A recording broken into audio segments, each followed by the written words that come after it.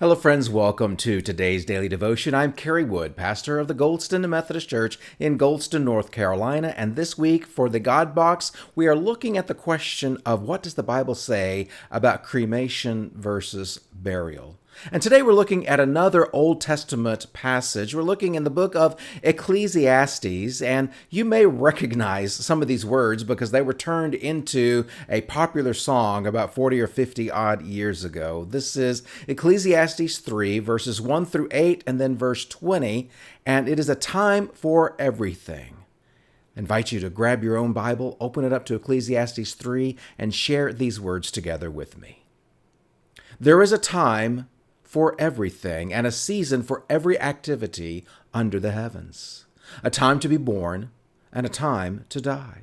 A time to plant, and a time to uproot. A time to kill, and a time to heal. A time to tear down, and a time to build. A time to weep, and a time to laugh. A time to mourn, and a time to dance. A time to scatter stones, and a time to gather them.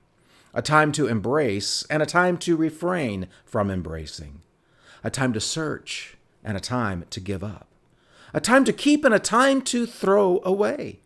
A time to tear, and a time to mend. A time to be silent, and a time to speak. A time to love, and a time to hate. A time for war, and a time for peace. All go to the same place. All come from dust, and to dust all return.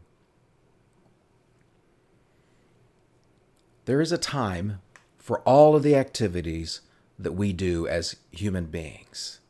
God has given us an amount of time on this planet that we are invited to make the most of on this planet, to use our lives and to use them fitfully and fully for the Lord. Or conversely, we can use them totally and selfishly for ourselves. And we can see what the results of both choices can make in our own lives and in the lives of those that are around us.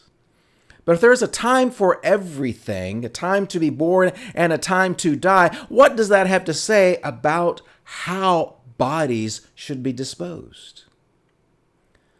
Well, isn't it interesting that the scripture is really silent on that question?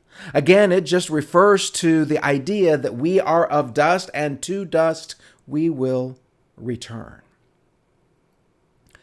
Our mortal bodies, when they are dead, they decay. They will be utterly annihilated.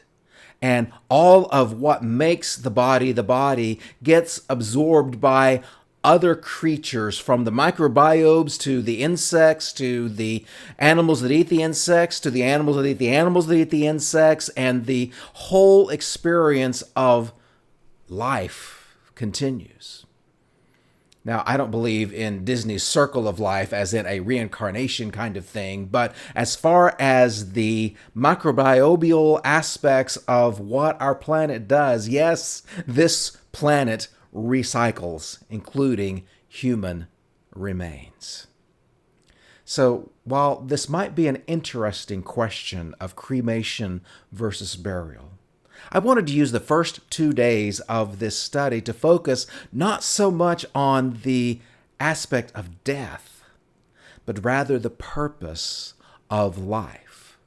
And are you living your life in such a way that you give purpose, that you give meaning, so that at the end of your life, there are those who are ready to celebrate and remember you? And I'll see you tomorrow for our next daily devotion.